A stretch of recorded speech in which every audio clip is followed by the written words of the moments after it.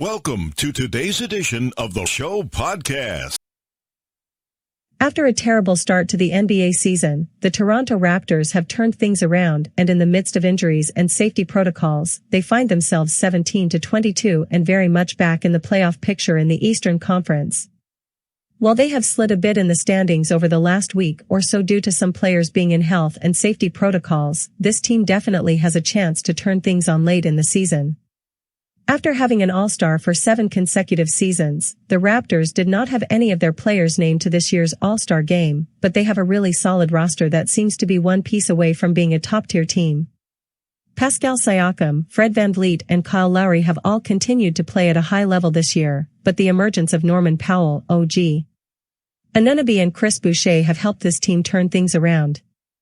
Powell is one of the most underrated players in the entire league and is currently third on the Raptors in scoring this season. Outside of these 6 guys though, the Raptors do not have many reliable options to turn to and their frontcourt is a complete disaster. With both Serge Ibaka and Marc leaving in free agency last offseason, they left a void on this Toronto roster that has not been repaired yet.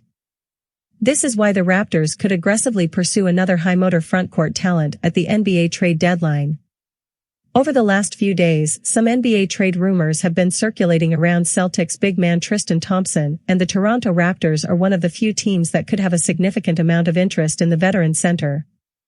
Boston just signed him to a 2-year contract this past offseason, but with Robert Williams and Theis also in their frontcourt, Thompson is dispensable for the right price. Could the Raptors potentially look to bolster their frontcourt by adding Tristan Thompson? Let's take a look at what this trade scenario could eventually turn out to look like.